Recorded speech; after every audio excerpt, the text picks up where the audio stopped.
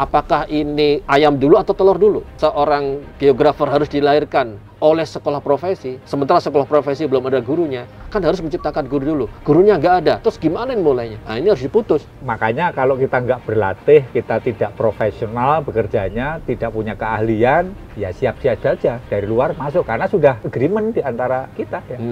Jadi kita tidak alergi untuk mendatangkan orang yang memang selama itu ahli kita belum ada. Makanya kita dengan SKKN ini tadi harapannya tidak ada lagi keahlian surveying atau geografer yang tidak ada ahlinya, harus dikuasai dalam negeri.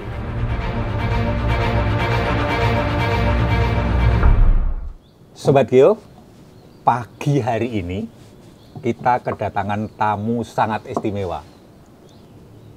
Dr. Rernat Sumaryono, MSc. Insinyur sebetulnya ya? Oh, kehutanan, ya. Terima kasih Pak Dr. Sumaryono yang sudah berkenan di dalam agenda Big Talk kali ini. Ada satu hal yang menarik. Saya kalau duduk di ruangan seperti ini kita mesti harus ada doanya ya, supaya kita mendapatkan ilmu. Ini bagian dari sharing session yang barangkali menjadi bagian dari corporate university ya, Pak Maryono. Berarti harus ada doanya Pak Maryono. Iya. Supaya ilmu kita bermanfaat itu gimana Pak? Allahumma inna nas'aluka ilman nafi'a wa rizqan thayyiba wa amalan mutaqabbala. Inilah Pak Dr. Sumaryono itu Kepala Pusat Standarisasi Kelembagaan Informasi Geospasial selaku Chairman MRA on surveying. ASEAN ya itu kawasan. Belum dunia ya, sebenarnya di dunia ya. Dunia bagian ASEAN. Tapi di ISOTC internasional. Kita sudah member ya sekarang. P member ya. P member. Ini Pak Maryono coba. P member ISOTC Chairman di MRA, Kepala Pusat dan Ustadz. Insya Allah. Mau wawancaranya mau apa ini kira-kira? Saya juga bingung ini. Oke, baiklah, kita akan diskusi ya bersama Dr. Sumaryono yang akan kita, sebetulnya ada satu yang menarik Pak terkait dengan pengembangan SDM ya, SDM di Indonesia di bagian bagi penyelenggara informasi geospasial ya. Saya kira prosesnya sudah sangat panjang dan Pak Maryono selalu terlibat di dalam proses untuk perumusan standar terutama, nah standar SDM.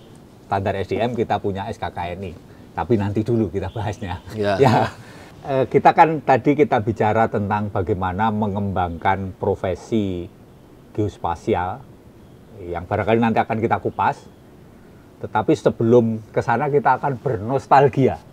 Nostalgia karena Pak Dr. Sumaryono ini sebelum menjadi Kepala Pusat, saya pernah dalam satu unit kerja yang sama-sama awal masuk di Bako Surtanal itu ya. Kita diminta untuk survei ya, lama banget. Surveinya tidak sedikit surveinya kita.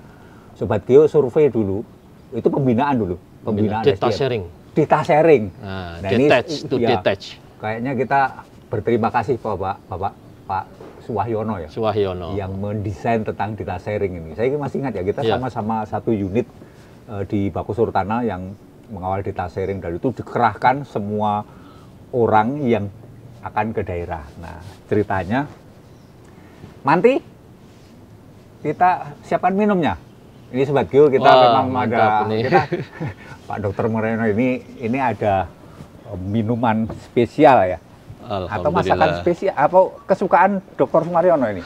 Wah, alhamdulillah ini. Wah, ini benar-benar warung kopi. Warung kopi ya. Memang ini kopinya dari kita saat data sharing kali ya, hampir mirip ya. Iya. Kalau data sharing kopinya kopi durian. Kayaknya tadi jatuh di situ ya. Udah dilap. Oh, oke. Udah dilap Pak Maryono. Alhamdulillah. Insya Allah ya. Oke. Masih ingat ya foto kita sama-sama. Itu ceritanya gimana Pak Maryono? Boleh direcover, recall lagi lah kira-kira. Iya. Kopi atau teh? Boleh kopi, boleh. Kopi ya. Kopi gula tanpa gula? Iya, kasih sedikit gula.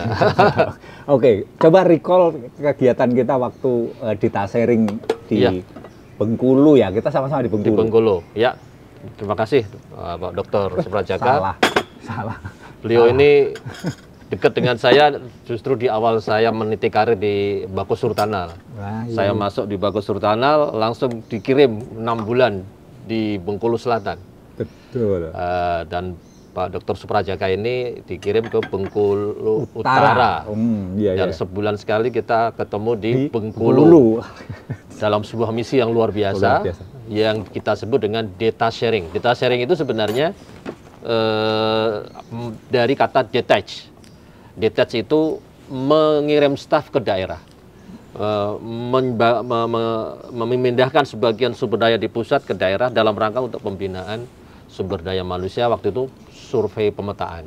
Jadi kita betul-betul datang ke sana, mengajari orang di daerah agar mereka melek, memiliki literasi di dalam penyelenggaraan informasi geospasial. Berarti founding father kita luar biasa ya, zaman-zaman waktu itu ya, Iya, mendesain gitu. Mendesain kan paling lama mendesain itu. dan kita mengajari mereka dari membuat peta secara manual menggunakan Rapido, Iya, benar. sampai komputerisasi menggunakan sebuah software yang masih berbasis DOS saat itu ya. Oh, betul. Luar biasa.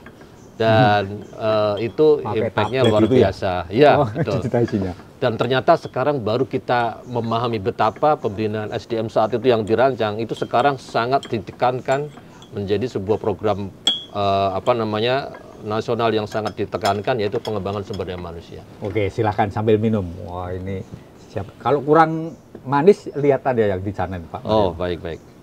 Alhamdulillah. Oh, Oke. supaya kena manisnya ya. Gimana? Ya, itulah konsep data sharing yang sekarang ini kita kembangkan lagi dengan sebuah konsep yang berbeda, walaupun nafasnya sama. Apa Yaitu itu? bagaimana kita memiliki sumber daya manusia yang kredibel, yang kompeten di dalam penyelenggaraan informasi geospasial yang ini sangat penting bagi pendukung pembangunan secara menyeluruh.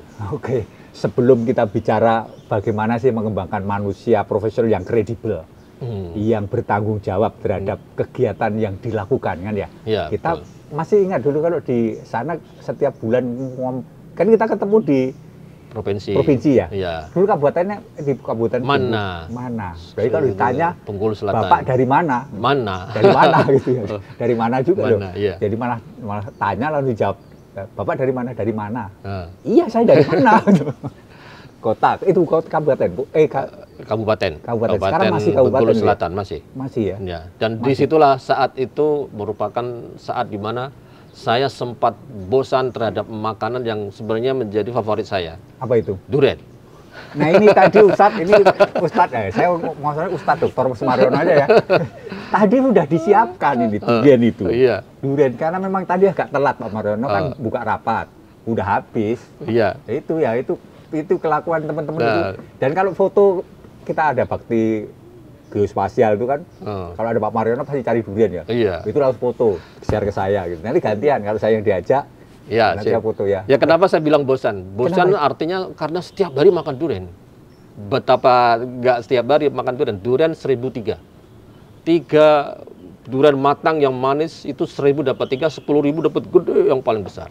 Makanya 10.000. setiap hari Sabtu kita keliling desa dapat 1 mobil penuh durian untuk seminggu. Selesai habis nyari lagi Sabtu penuh lagi untuk seminggu lagi. Luar biasa itu. Durian yang masih bagus dari tempatnya di mana? Bengkulu Selatan. Masih ingat saya. Itu masa-masa yang indah. Wah. Katanya makan durian itu kalau pagi-pagi dicelupkan di kopi itu. Oh iya, pokoknya Nah ini semua duriannya menu- mana? Ini kopinya sudah ada ini bertanggung jawab ini. Manti, ini udah dihabisin. Ya udah, mohon maaf ya Pak. Ini Pak Dokter. Harusnya bawa juga sendiri ya. Tadi mama favoritnya suruh bawa sendiri Pak. Ini tamu kita ini acara ini rada aneh Bang. Tamunya suruh bawa makanan sendiri Iya. gitu.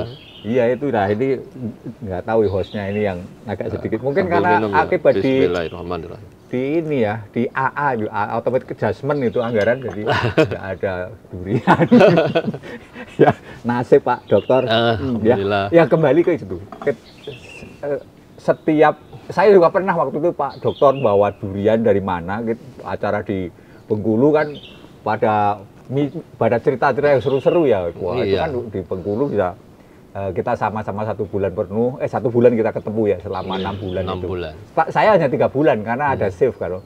Kalau saya langsung. Pak Mariono kan belum nikah waktu itu ya. Belum. Saya kan hampir nikah, jadi saya cuma 3 bulan saja. Pak Mariono 6 bulan. Jadi kalau survei sekarang 2 bulan, jangan merasa terlalu lama. Kita pernah 6 bulan di lapangan. Iya. Itu luar biasa itu.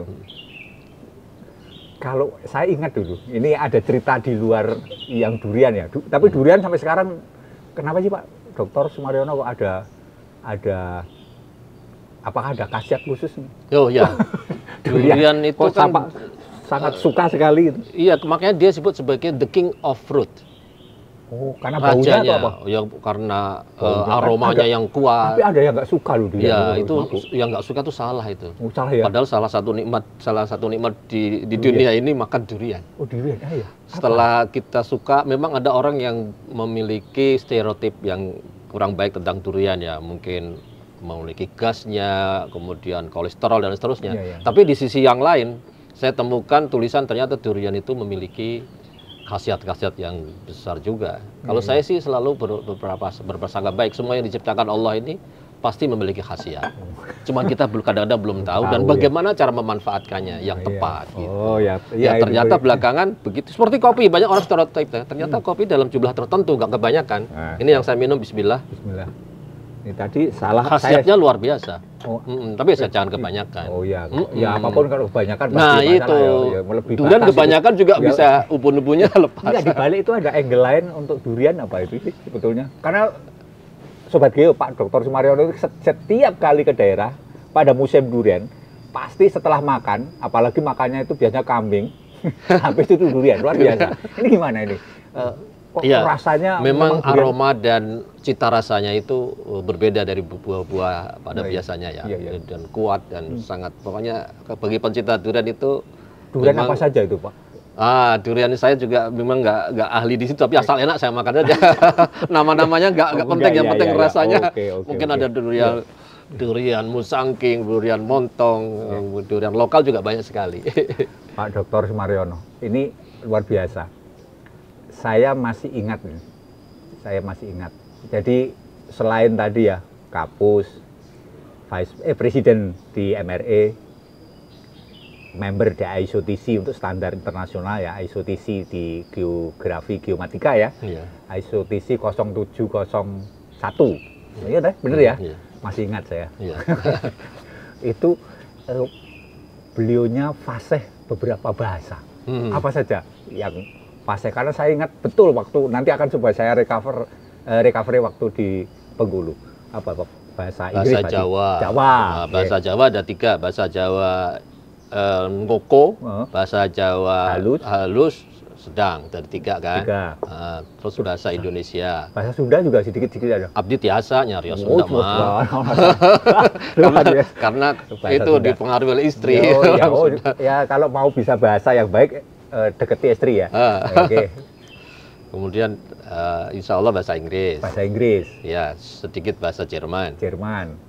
Ana astati'u an atakallama al-lughatal arabiyyah aidan. Bahasa Arab. Saya ingat. Jadi setiap kali kita pertemuan di Bengkulu, ibu kota Kabupaten Bengkulu itu di ibu kota provinsi atau provinsi Bengkulu. Bengkulu di Bengkulu. Bengkulu di Bengkulu. Setiap bulan kita ada rapat koordinasi dari mana di Bengkulu Selatan, Bengkulu Utara Arga Makmur, dan di Kabupaten Rejang Lebong. Semua tim turun koordinasi dengan Bapeda Provinsi untuk melakukan evaluasi terhadap kinerja kita. Nah Pak Dr. Sumaryono itu ketika membaca koran, waktu kan Kompas gitu kan keren kan, kita bacanya udah keren ya Kompas gitu. Kompas, iklan ya, nggak apa-apa. Kompas itu bacanya itu dengan bahasa Arab. Jadi serius, benar serius, bahasa Arab. Saya juga heran, Pak Mariono, mungkin karena belajar ya, ingin ini baca koran dibuka itu tulisannya Indonesia, tapi bunyinya Arab. Nggak tahu itu apa mesin gitu. Gimana ceritanya dulu, Ustaz? Ini serius, ini bener, ini fakta ini. Bagi saya memang bahasa Arab ini satu bahasa yang sangat penting. Saya sebenarnya autodidak, tidak pernah secara formal belajar bahasa Arab, karena merasa penting, karena Al-Quran ditulis dalam bahasa Arab, dan di surga kita itu nanti berbicara dalam bahasa Arab. So, Al-Arabiyah muhimmah jiddan lana.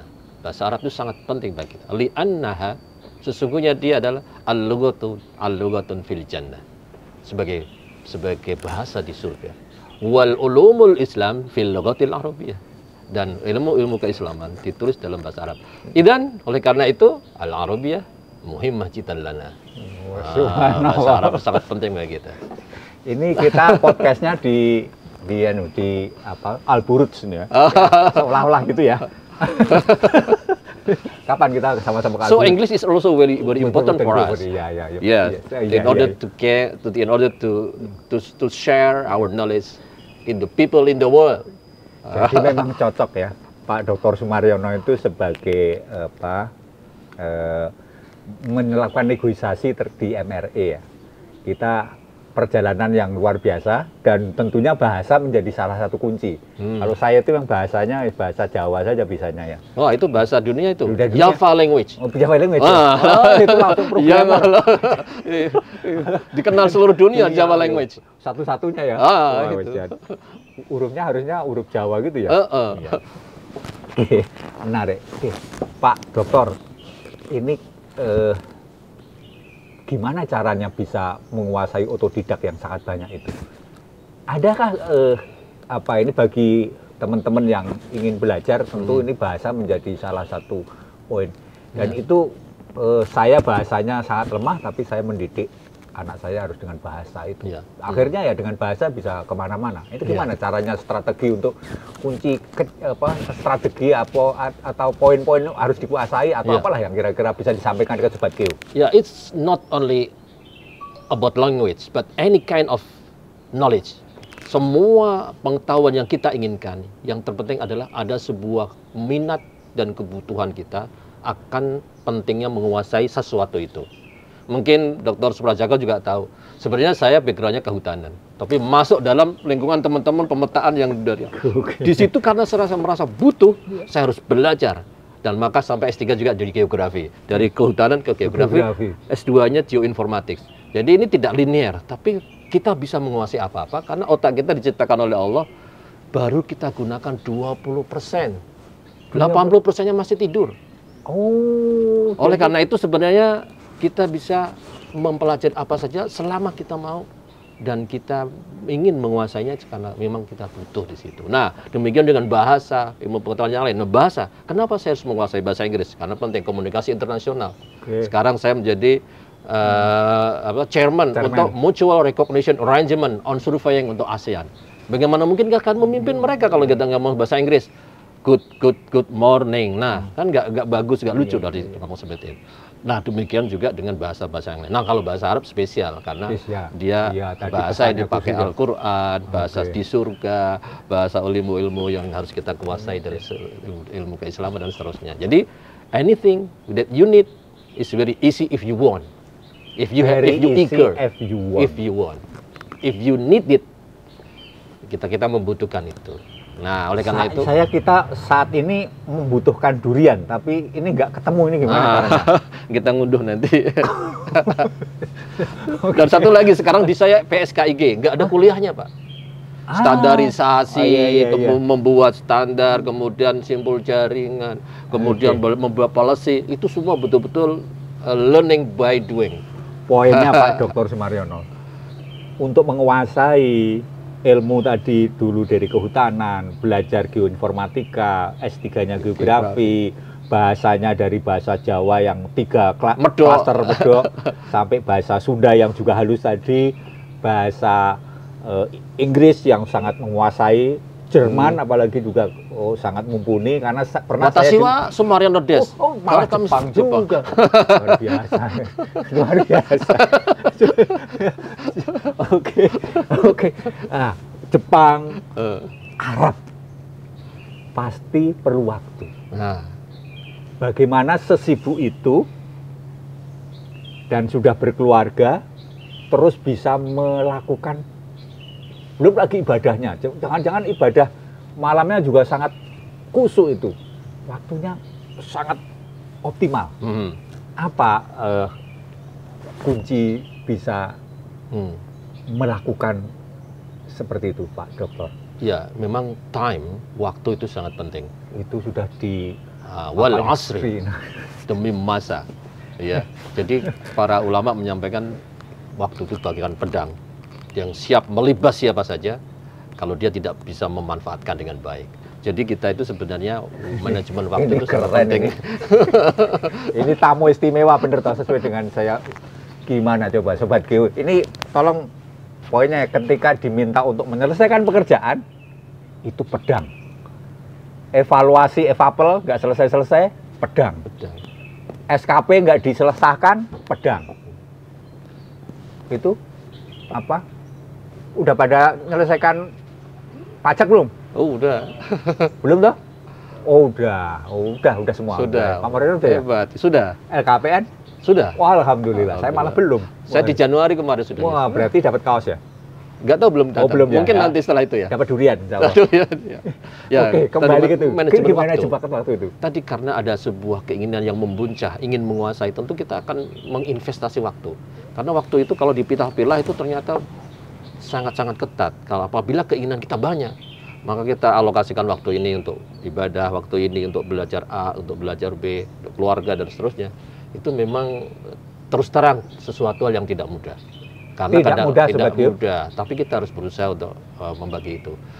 Dan satu kunci yang penting adalah kebanyakan yang kita kuasai tadi itu di usia muda. Pada saat kita memiliki kekuatan daya pikir yang kuat. Oleh karena itu, teman-teman di saat muda kuasai banyak hal. Jangan nunggu nanti tua. Proses berpikirnya, kekuatan berpikirnya juga berbeda. Oleh karena itu, kembali kepada masa anak-anak, berikan bekal kepada anak-anak yang sebanyak-banyak karena dia memiliki otak yang luar biasa, lebih kuat daripada orang tua. Ternyata dia punya ilmu parenting juga luar biasa, segmentasinya banyak sekali. Oke ya. Biasanya yang dilakukan apa Pak Mariono untuk membagi waktu itu? Sampai saya yakin untuk bisa membaca dengan fasih. Bahkan ini juga guru untuk memperbaiki tahsinul Quran. Tahsin Al-Fatihah ya. Al-Quran ya. Dengan Al-Fatihah baru Bismillah aja salah semua gitu. Jadi oke. Ya itu juga kami kuasai saat kami muda. Jadi saat muda itu memang harus pembekalannya luar biasa. Jangan takut anak itu muntah-muntah karena terlalu banyak belajar. Tapi asal belajar itu menyenangkan, dibangkitkan minat dia untuk apa pentingnya. Kalau orang nggak mau belajar itu didorong-dorong juga susah. Tapi kalau dia udah bangkit, ini penting untuk kalian. Dia mencari sendiri waktu. Dia harus menginvestkan waktu. Oke, saya kira keseharian apa Pak Mariono tiap hari bersama keluarga? Kan tadi sibuk, waktunya banyak digunakan untuk kesehariannya ngapain saja? Biasanya memang Sabtu Minggu itu kan hari libur. Nah itu kami maksimalkan untuk badan mereka. Kemana saja nih? Ya biasanya ya keliling sekitar kota. Kalau punya uang sedikit ya tambah agak lebih jauh lagi. Sering kumpulin ya. Ya. Dulu waktu di Jerman juga gitu ya? Ya betul. Kalau di Jerman kami dulu sebenarnya ngumpulin uang saja, sebenarnya banyak. Tapi sayang, udah di sini kok kami nggak tahu daerah sekitar. Ya, akhirnya kita sebagian uang untuk jalan-jalan supaya ini loh orang Eropa kayak gini, negerinya kayak gini. Pas pulang ada memori. Nah, memberikan memori yang bagus pada anak-anak itu juga penting. Apalagi mereka masih dalam pertumbuhan. Membangkitkan neuro mereka untuk saling berhubungan sehingga menjadi kecerdasan yang luar. Tadi Pak Dr. Sumaryono kan memang sangat advance ya, khusus di dalam standar, apalagi sekarang sebagai kepala pusat standarisasi dan kelembagaan IG. Dulu masih ingat awal-awal kita membahas untuk kompetensi SDM. Itu mungkin bisa diceritakan Pak Mariono tentang SKKN ini, Standar Kompetensi Kerja Nasional Indonesia, bidang informasi geospasial. Barangkali bisa diberikan informasi yang lebih komprehensif lah kepada kan Pak Mariono, itu kan nanti kaitannya dengan MRI juga tuh, sangat terkait ya. Ke sana Gimana? Nah, itu menariknya di sini adalah ini IIG, infrastruktur informasi geospasial, adalah satu poin yang tidak pernah disebut dalam peraturan sebelumnya, di mana kita waktu itu namanya Bagus Surtanal. Kita hanya survei pemetaan, tapi tidak ada mandat bagaimana mengembangkan infrastruktur itu. Salah satu infrastruktur yang penting adalah sumber daya manusia. Maka dengan Undang-Undang Nomor 4 2011 itu ada kebagian IIG yang khusus bagaimana SDM itu harus dikembangkan. Justru disitulah sebenarnya pentingnya sumber daya manusia, karena informasi geospasial ini tidak seperti produk yang lain, misalnya produk air mineral. Ini produk bisa dites kualitasnya dari end product. Setelah selesai dites di laboratorium, oh iya kandungannya seperti ini sesuai dengan standar kualitas mereka, itu bisa diketahui end produknya. Tapi kalau informasi geospasial tidak bisa. Kenapa? Kualitasnya itu harus ditrace mulai dari awal. Proses perencanaannya seperti apa, kemudian proses pengolahannya seperti apa, pengumpulan data pengolahannya, kemudian sampai ke penyajian. Berarti nggak bisa di stop di nggak bisa gitu, nggak di boleh end ya? product dicek nggak bisa. Karena apa? Kebenarannya itu harus dari awal. Untuk itu harus dicegat dengan SDM yang mumpuni. Dari awal SDM itu harus benar-benar dia berkualitas. Kalau hanya ke end produknya nggak ketahuan. Ini benar nggak ya disebut ini hutan? Ya, padahal end product diceknya di laboratorium. Nah, balik lagi lebih mahal lagi. Nah, SDM, pentingnya SDM di situ. Makanya di sini SDM harus memiliki kualifikasi tertentu. Nah, itu harus kita standarisasi. Jangan sampai yang dimaksud orang berkompeten itu seperti apa? Beda-beda persepsinya. Kita buat sebuah standar, namanya Standar Kompetensi Kerja Nasional Indonesia. Nah, disitulah poin-poin apa yang harus dikuasai untuk bisa menjadi pelaksana penyelenggaraan informasi geospasial. Ada berapa jenjang atau berapa jenis kompetensi kualifikasi ini? Nah, kalau itu kita mengikuti peraturan yang ada. Di situ ada namanya Kerangka Kualifikasi Nasional Indonesia atau KKNI. KKNI bidang IG. Itu sebenarnya dia generik. Generik, bisa dipakai untuk apa saja, karena bahasa kualifikasinya itu generik. Berarti bisa diadopsi orang lain ya? Orang lain bisa, karena itu satu perpres tersendiri. Bisa diadopsi untuk bidang apapun. Nah, kita mengadopsi itu ke dalam informasi geospasial. Itu ada 9 level. Tetapi untuk ASEAN menjadi 8 level. Kenapa itu ada perbedaan? Tapi sebenarnya substansinya nggak berbeda, cuman kelas membuat levelnya saja. Berarti 8 di ASEAN itu sama dengan equal. 9. Cuman nanti beberapa semacam disatukan. Beberapa kompetensi ini harusnya masuk ke 8-nya ASEAN, di Indonesia 9. Itu bagian tugasnya MRE itu ya? Untuk bagian yang lain itu di RAGF, Reference Qualification Framework, itu ada unitnya tersendiri. Itu di luar EQRF. Itu di luar itu ya? Di luar itu. Tapi saling komunikasi. Saling komunikasi. ASEAN Qualification Reference Framework, EQRF. Dari situ mendesain. Nah, untuk geospasial kita mendesain agar kompetensi ini nanti masuk kepada level-level itu. Jangan sampai dia madya atau dia seorang dokter pekerjaannya digitnya ini nggak cocok ini. Ada nggak kira-kira ya sobat geo yang sudah punya kualifikasi master masih digit? Kerjaan tiap hari digit, nah ini sebenarnya nggak cocok untuk itu nggak bisa naik pangkat ya kalau dia. Di situ kita juga punya standar kompetensi di Japung Surta. Menarik. Ada Japung Surta, ini ada untuk profesional. Ini Japung Surta ini adalah ASN, pegawai negeri. Jabatan Fungsional Survei Pemetaan. Kalau yang SKKNI untuk profesional. Menarik Sobat Geo, semakin jelas ya, kita akan kupas lebih detail tentang profesi bidang geospasial ini. Ya. Saya ingat bahwa sebetulnya di PP, undang-undang itu ada profesi, itu berbeda nggak dengan yang skema ini? Profesi ada tenaga ahli, ada profesi, ada apa lagi nanti? Ya kita kira-kira tenaga terampil. Nah, ada terampil, ahli, ada profesi. Di bidang informasi geospasial. Mungkin bisa dijelaskan sedikit tentang itu. Ya, itu memang muncul setelah ada Undang-Undang Nomor 4 2011 ya. Kemudian diturunkan dengan PP 45 2021. Yang ada Cipta Kerja itu ya. ya. Oke.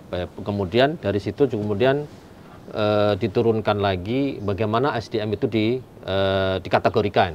Maka di dalam bidang informasi geospasial sebenarnya manusia itu dibagi menjadi 3 kelompok besar, yaitu kelompok tenaga terampil, tenaga ahli, dan profesi. Nah, ini ada profesi karena nanti masing-masing mempunyai jenis pekerjaan yang berbeda. Di MRA juga seperti itu kah?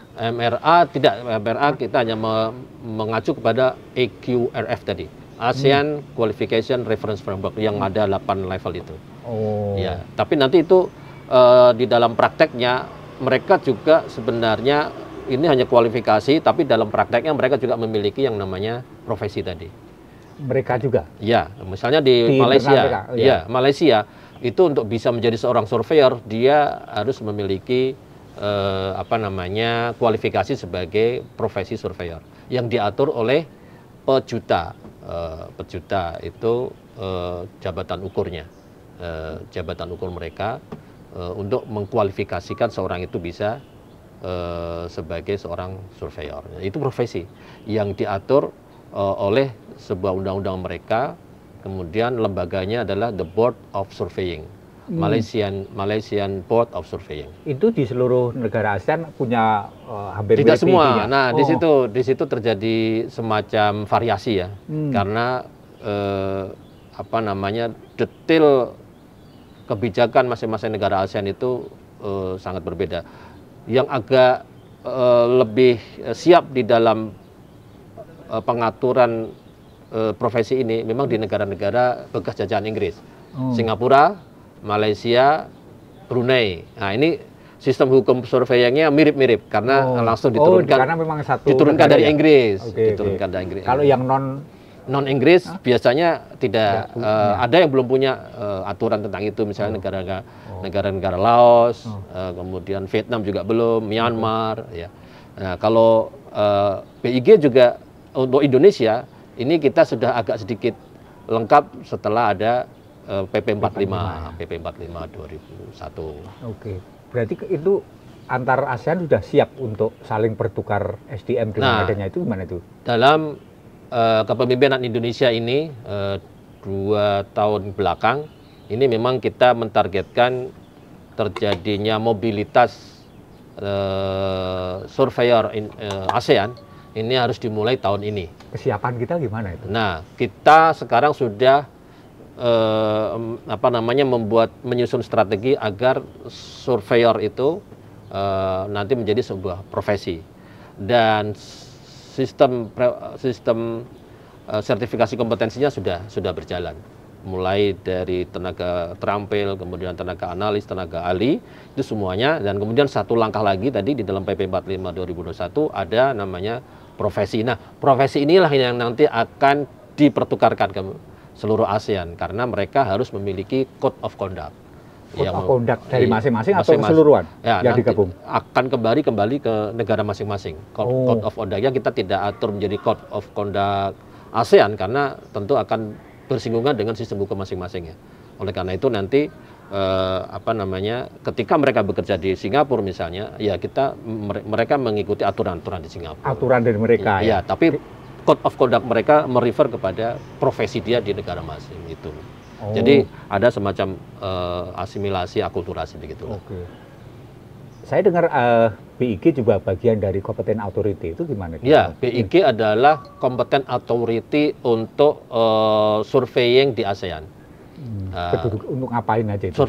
Competent Authority adalah sebuah otoritas, sebuah lembaga yang diberikan kewenangan untuk melakukan pembinaan surveyornya, juga nanti melakukan pendaftaran untuk menjadi surveyor ASEAN, mewakili Indonesia di dalam perundingan terkait dengan MRA surveying di dalam kancah ASEAN. Nah, kebetulan BIG menitipkan itu di Pusat Standarisasi Kelembagaan Informasi Geospasial dan saya diminta untuk mewakili. Oke, ada tambahan tugas di luar yang Competent Authority. Artinya nanti proses pembinaan ada di tempat Pak Mariono ya, untuk membina SDM yang profesional tadi, termasuk yang yang teknis ya, tenaga terampil ya. Terampil, teknis dan sebagainya. Tenaga ahli. Hubungannya dengan yang ASN Japung Surta seperti apa ini?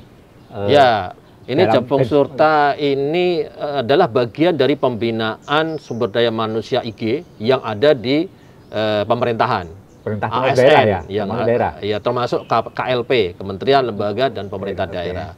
Nah, ini diatur melalui Permenpan RB ya, sehingga di sana dulu kita mengenal adanya butir-butir kegiatan yang itu mencerminkan kegiatan apa yang harus dilakukan pada levelnya yang sesuai.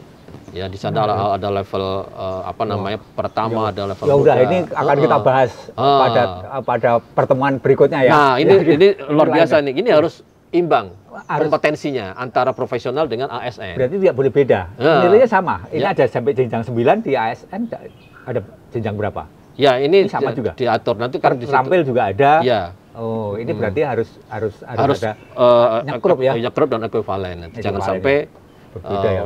kompetensi di sana ternyata tidak sebagus di sini. Nah ini Proses penilaiannya sama. Standar kualifikasi prosesnya beda. berbeda. Oh, Kalau beda. di profesional melalui proses sertifikasi oleh LSP, Oke. Lembaga Sertifikasi Profesi yang diakreditasi oleh KAN bekerjasama dengan BIG Oke. atau dilisensi oleh BNSP.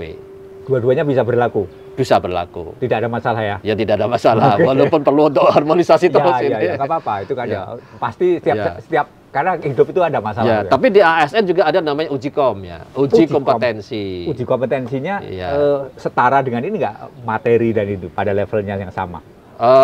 Ada sedikit berbeda karena ini masih dikaitkan dengan pekerjaan-pekerjaan di ASN. Misalnya di sana ada namanya uji kompetensi apa namanya Sosiokultural. sosiokultural dan mansos istilahnya, Iya, iya. manajemen sosio dan kultural. Oke. Kalau sini apa namanya ada secara teknis juga terkait nanti yang kalau surveyor dengan code of conduct mereka. Oh, code of Di conduct. situ, tapi secara substansi teknik itu harusnya sama. Sama ya, karena sebenarnya pekerjaannya juga sama. iya, Jangan sampai ini dia terutama code of conduct-nya mesti mengacu pada sosiokultural juga barangkali ya. Ya, ASN sekarang sudah dibentuk namanya apa namanya Persatuan Profesi Japung Surta juga. Dulu namanya PASTI, tapi karena PASTI ini sudah dimiliki oleh organisasi lain yaitu Oh iya, masih ingat ya Sipil Sobat Geo? Teknik ya. Mari kita bicara dengan pasti ya. Persatuan Ahli Sipil Teknik Indonesia. Oh, sipil teknik. Bukan teknik sipil sih. Oh, Akhirnya kita harus mengganti Oke, jadi menjadi satu PASTI. apa itu satu? Sama persatuan, satu aja Oh, persatuan. persatuan. Oh, iya. Persatuan. Oh iya. Oke, Pak Dr. Sumaryono, ini Sobat Bio juga pengen tahu sebetulnya ini ada sebuah profesi yang ternyata di situ ada dua. Satu adalah tenaga ahli yang terampil dan ahli, tapi di lain pihak ada sebuah di undang-undang menyebutkan Profesi. Ini ada perbedaan kah atau memang itu sama? Beda. Oke, Ya. gimana? Jadi profesi itu sebuah Ada dua profesi ya di Indonesia. ada di dua bidang dari lingkungan informasi geospasial menurut PP 45 2011 itu ada dua profesi. Pertama profesi surveyor dan kedua profesi geografer. ini. Oke. Kalau surveyor ini apa namanya diisi oleh teman-teman dari teknik geomatika, teknik geodesi. Oke. Tapi kalau profesi geografer itu diisi oleh teman-teman lulusan dari geografi, nah ini masing-masing sebenarnya secara pengaturan sebagai profesi sebenarnya sama, cuman substansinya yang berbeda. Oke. Ya kalau jelas ini geodesi, geomatika, ini geografer. Berbasiskan geografi. Nah, disinilah kita akan nanti mengharmonisasi keduanya, di mana perbedaan keduanya dan di mana mungkin ada beberapa titik yang itu bisa Ada dikerjakan irisan, ada ya. irisan keduanya.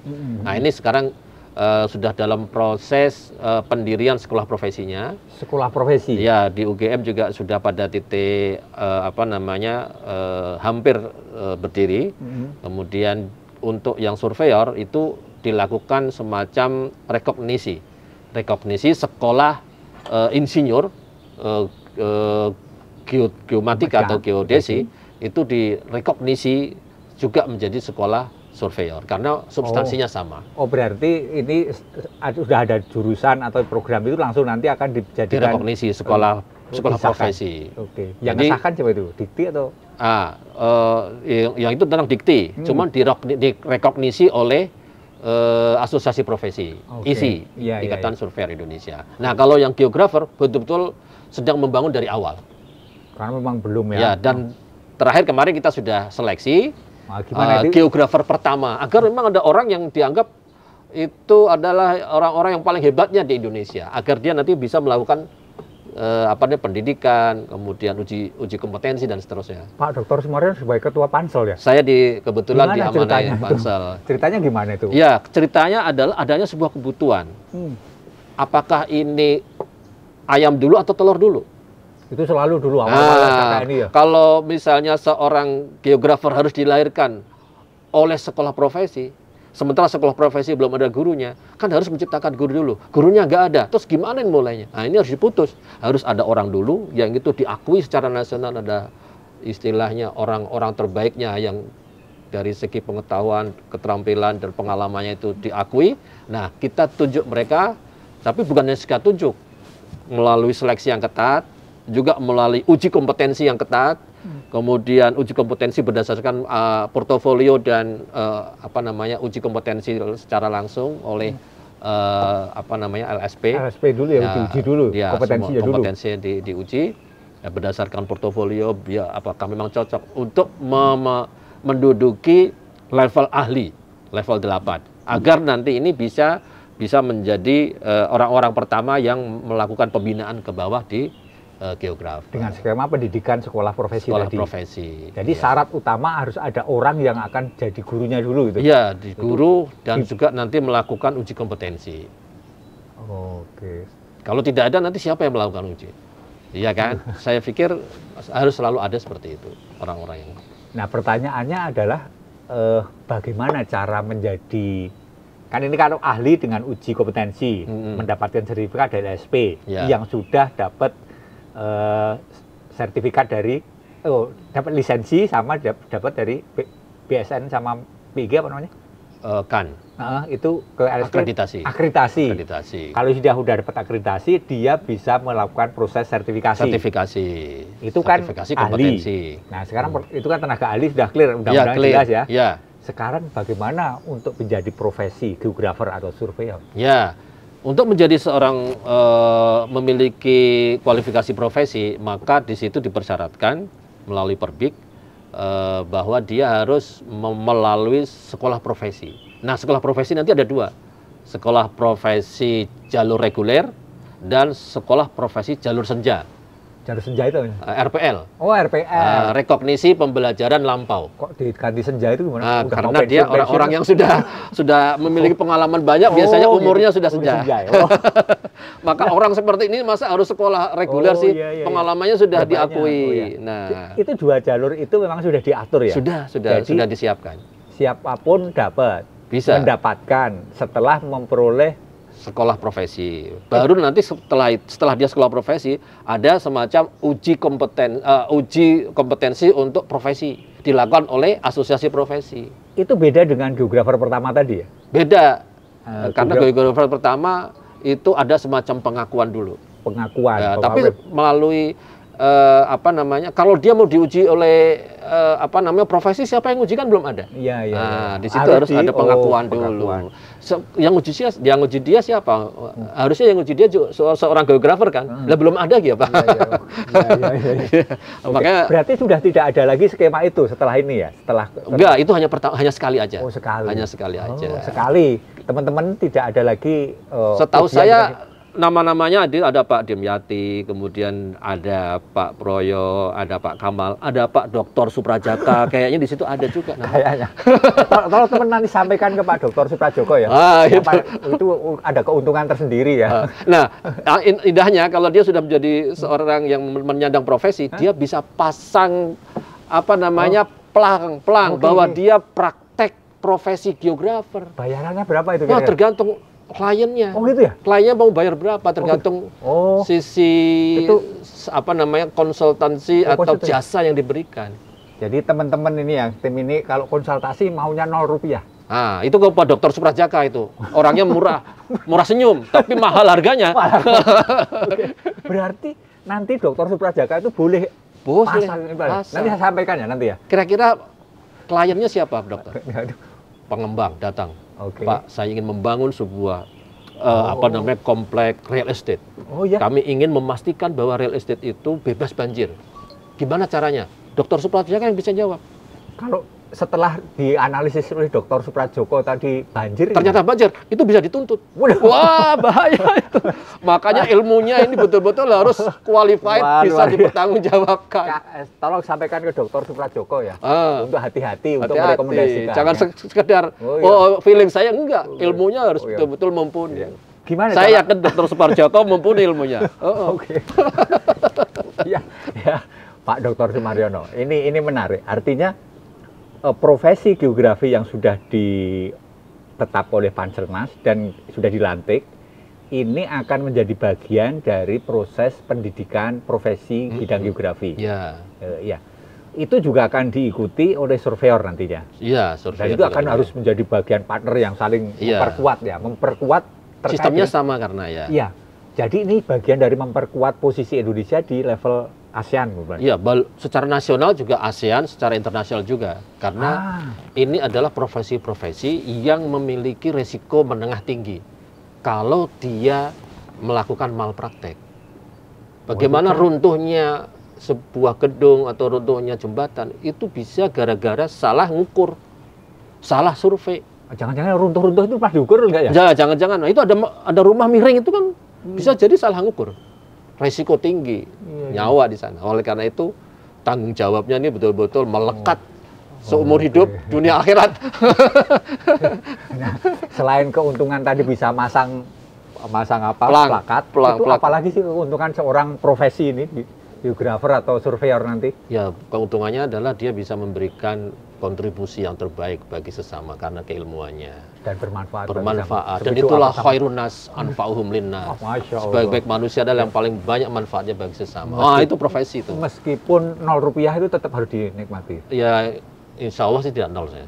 Itu Harus dihargai sebuah profesi. betul. Jadi kalau teman-teman yang sudah ingin nanti jadi profesi, ingat bahwa sebenarnya profesi kita hargai dan kita memang punya knowledge yang bisa memberikan masukan, analisis geospasial untuk berbagai kepentingan. Bahkan ke depan kan hilirisasi informasi Ya, geospasial wah, itu semakin besar ya itu. Iya, Berarti makanya. perlu berapa geografer atau surveyor di Indonesia? Ini perlu kita survei lagi. Kami waktu itu pernah melakukan survei, tapi sudah lama, Dr. Suprajaka, 2015. Kita waktu itu sudah membuat semacam proyeksi kebutuhan. Tapi dengan banyaknya kebijakan baru, ada satu data Indonesia, kebijakan percepatan KSP, kebijakan satu peta, dan masih banyak lagi. Ini kebutuhan itu akhirnya perlu untuk kita melakukan penghitungan kembali. Insya Allah tahun ini kita akan menyusun itu supaya kita tahu betul proyeksi ke depan dihubungkan dengan rencana induk kita tahun 2045 untuk bidang informasi geospasial itu Indonesia harus sudah seperti apa. Nah, itu tantangan. Sehingga betul-betul kita menjadikan kepakaran atau kompetensi yang kita punya ini memberikan manfaat yang terbesar. Ini loh suatu saat nanti bisa jadi kayak gini nanti. Oke, sekarang kita memesan makanan masih melalui GoFood atau GrabFood dan seterusnya. Kebayang nggak nanti dalam waktu dekat itu yang ngantar itu adalah drone, Robot itu ya. jadi seolah-olah itu sesuatu hal yang kayak mustahil tapi bisa jadi terjadi dalam waktu dekat. Nah, itu jangan-jangan 2045 itu geospasial itu sudah bisa masuk ke banyak lini sehingga kita bisa melihat dunia ini cukup di depan laptop. Kalau orang bilang melakukan masuk ke gang-gang kecil cukup dilihat melalui laptop misalnya. Ada ya teknologi digital twin.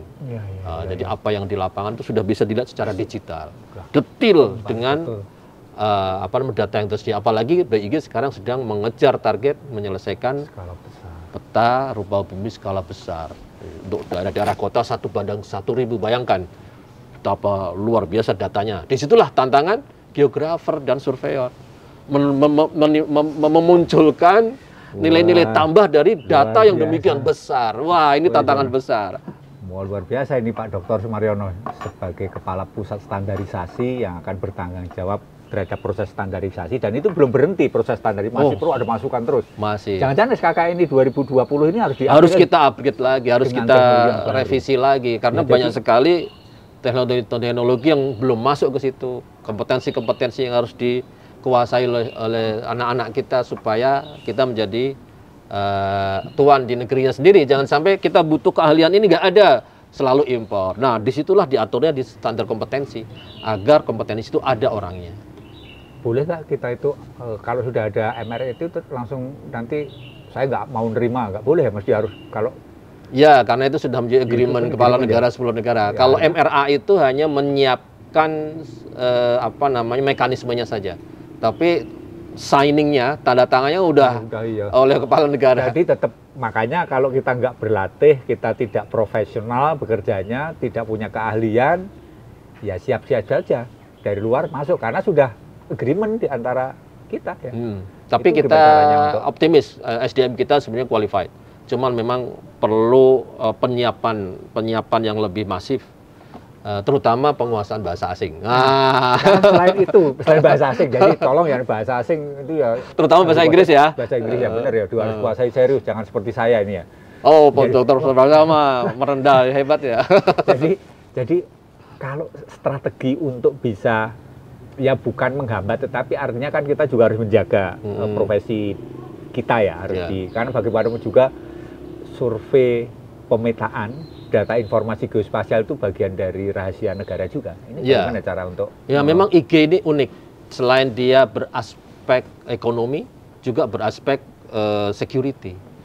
Makanya ini di awal kita melakukan perundingan MRA atau MRA on surveying, ini tidak mudah.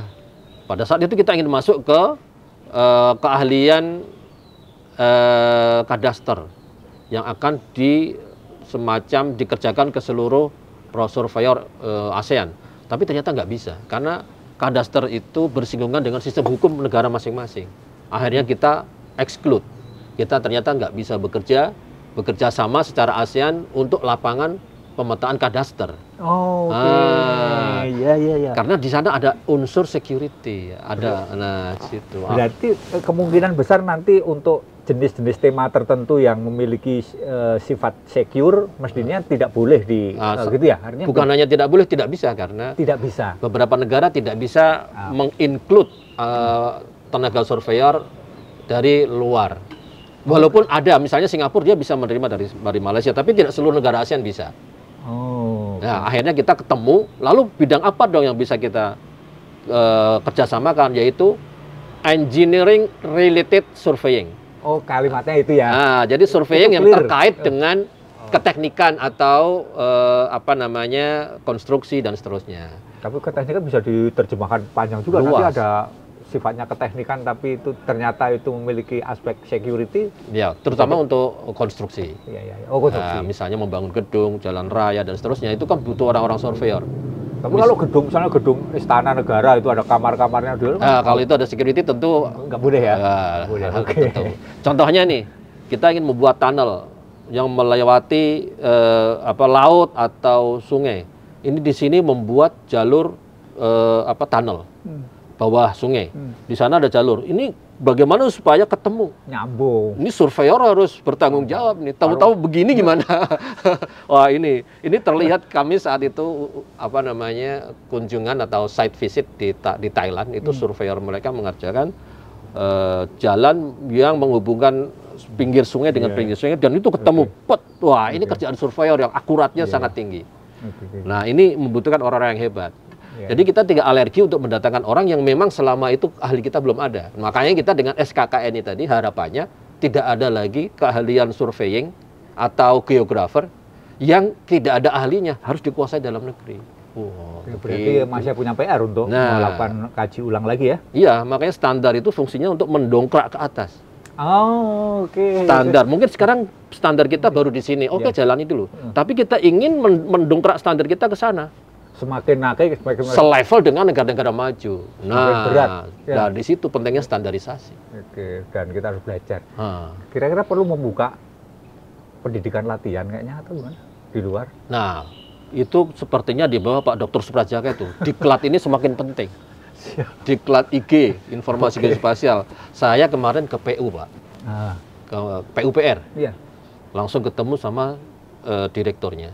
Kami membutuhkan diklat 1.000 orang untuk tenaga kami untuk bidang informasi geospasial. Dan masih ada ribuan yang lain yang kami akan nanti minta bantuan. Siap nggak mau 1.000 dalam setahun? Siap, kita sudah punya lahan untuk bisa dibangun ya.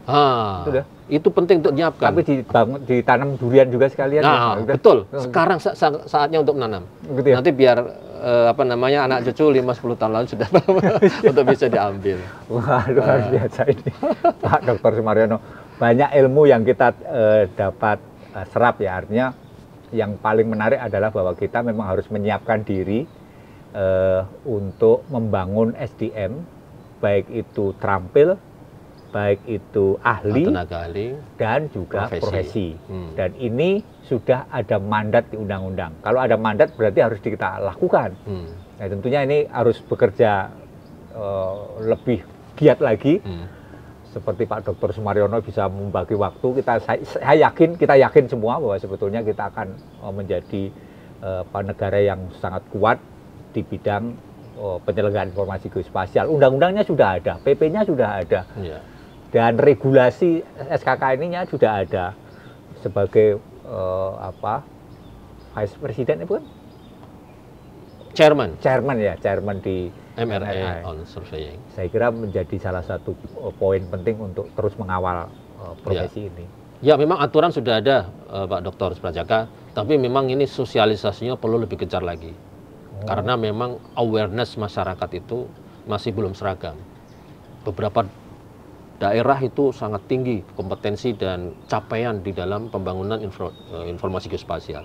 Tapi daerah yang lain masih belum. Nah, ini tantangan, sehingga kita perlu untuk memasifkan lagi berupa sosialisasi, bimbingan teknis, untuk bisa mengajak para pengambil keputusan policy. Dan kemarin kita rapat dengan Ibu Sesama bagaimana membuat sebuah desain agar ini lebih cepat dipahami oleh seluruh masyarakat Indonesia bahwa ini sangat penting. Nah, ini strategi sedang kita bangun. Salah satu intinya adalah bagaimana kita bisa memberikan informasi ini kepada para pengambil keputusan. Kalau di daerah adalah bupati dan para eselon 1, eselon 2-nya. Ya, untuk mengusulkan agar menjadi bagian pembangunan informasi geospasial. Kan sudah diwajibkan melalui Perpres 27 2014 JIGN, Jaringan Informasi Geospasial Nasional, melalui Perpres 39 2019 Satu Data Indonesia.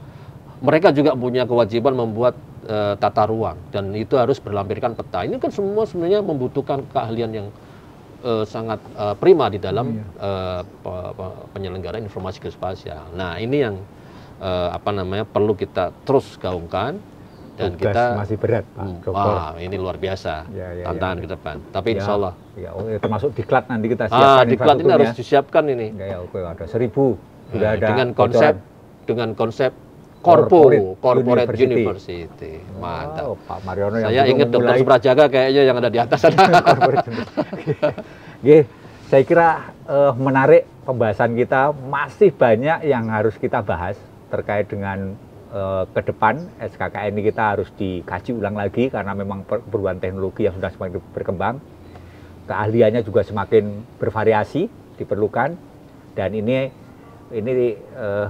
sebuah tonggak sejarah bagi Pak Dr. Sumaryono yang sudah mengawal lahirnya profesi geografer pertama di Indonesia. Karena Pansel berarti nanti ada sejarahnya, Pak Mariono.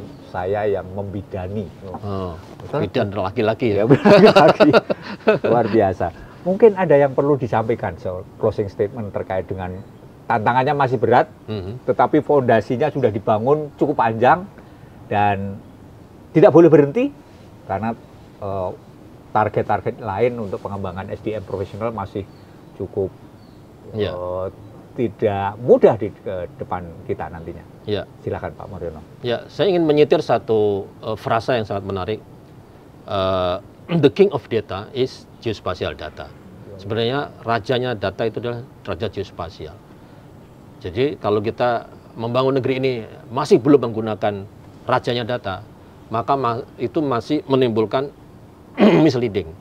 Hanya berdasarkan angka-angka dan itu tidak tahu sebarannya di mana. Dan itulah this is our business, the business of where. Itulah bisnis kita, bagaimana menempatkan di mana itu potensi dan angka-angka itu sehingga kita dalam pengambilan keputusan itu tepat sasaran. Bukan hanya sekedar coba-coba atau kemungkinan di sana dan di sini, tapi betul-betul kalau kita tahu ingin membantu orang miskin, angkanya sudah tahu dan orangnya tahu, di situ. Membangun negeri dengan potensi yang tepat di situ. Ini dengan anggaran yang sama bisa jadi menimbulkan atau output dan outcome yang lebih tinggi walaupun anggarannya sama. Karena apa? Tepat sasaran. Dan itu makalah perlu adanya sebuah pembangunan informasi geospasial dimulai dari infrastruktur yang kuat. Dan itu ada 5 infrastruktur, yaitu pertama adalah kebijakan, kemudian kelembagaan, ketiga sumber daya manusia, keempat standar dan data yang berstandar, dan yang kelima adalah teknologi. Dari 5 ini, 2 yang utama yang harus kita kuatkan sekarang adalah policy, kekuatan kebijakan yang berpihak pada pentingnya informasi geospasial itu menjadi the king of data, sehingga betul memandu pengambilan keputusan tepat sasaran.